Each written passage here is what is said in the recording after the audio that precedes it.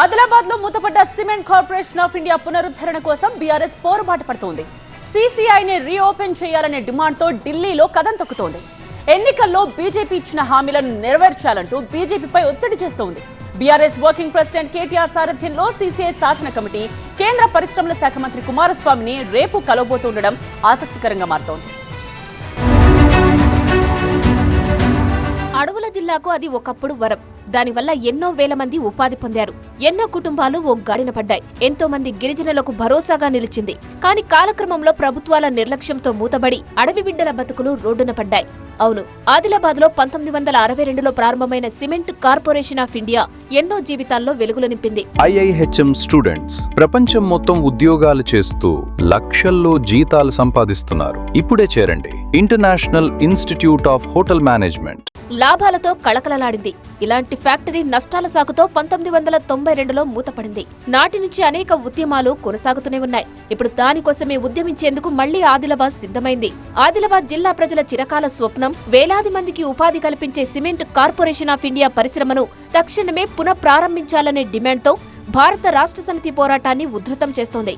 CCI reopen లక్ష్యంగా కేంద్రంపై ఒత్తిడి తెచ్చేందుకు బీఆర్ఎస్ వర్కింగ్ ప్రెసిడెంట్ కేటీఆర్, మాజీ మంత్రి జోగు రామన్న ఆధ్వర్యంలోని సీసీఐ సాధన కమిటీ రేపు ఢిల్లీ వెళ్లబోతోంది. కేటీఆర్ తో పాటు బీఆర్ఎస్ పార్లమెంటరీ పార్టీ నేత వద్దిరాజు రవిచంద్ర, పలువురు ఎంపీలు, ఎమ్మెల్యేలు, ముఖ్య నేతలు కూడా ఢిల్లీ వెళ్లనున్నారు. ఈ సందర్భంగా కేంద్ర భారీ పరిశ్రమల శాఖ మంత్రి కుమారస్వామిని కలిసి ఆదిలాబాద్ లో మూతపడ్డ సీసీఐను వెంటనే పునరుద్ధరించాలని కోరుతూ వినతి పత్రం అందజేయనున్నారు. ఆదిలాబాద్ సీసీఐ విషయంలో కేంద్ర ప్రభుత్వ తీరుపై బీఆర్ఎస్ తీవ్ర అసహనం వ్యక్తం చేస్తోంది. గత బీఆర్ఎస్ ప్రభుత్వ హయాంలోనూ సీసీఐ పునరుద్ధరణ కోసం ప్రధాని మోదీ కేంద్ర మంత్రులను పలుమార్లు కలిసి విజ్ఞప్తి చేసినా 13 ఏళ్లుగా ఎలాంటి సానుకూల నిర్ణయం తీసుకోవడం లేదని ఆ పార్టీ గుర్తు చేస్తోంది. తెలంగాణ ప్రభుత్వం అన్ని రకాల రాయితీలు, సహకారం అందించేందుకు సిద్ధంగా ఉందని అప్పట్లోనే చెప్పినా కేంద్రం నిర్లక్ష్యం చేస్తోందని ఆరోపిస్తోంది. అంతేకాదు 2019, 2024 ఎన్నికల సమయంలో ఆదిలాబాద్ లో బీజేపీని గెలిపిస్తే సీసీఐని రీఓపెన్ చేస్తామని ఆ పార్టీ నేతలు ఇచ్చిన హామీలు ఏమయ్యాయని బీఆర్ఎస్ నేతలు ప్రశ్నిస్తున్నారు. ఎన్నికల్లో ఇచ్చిన హామీని పక్కనబెట్టి ప్రభుత్వ రంగ సంస్థను ప్రైవేటీకరణ చేసేందుకు యత్నిస్తుందని మండిపడుతున్నారు. ఆదిలాబాద్ ప్రాంతంలో పారిశ్రామిక అభివృద్ధికి సీసీఐ ఎంతో కీలకమంటున్నారు బీఆర్ఎస్ నేతలు. ఆదిలాబాద్ సిమెంట్ ఫ్యాక్టరీని పునఃప్రారంభిస్తే జిల్లాలోని నిరుద్యోగ యువతకు ఉపాధి అవకాశాలు లభిస్తాయని చెబుతున్నారు.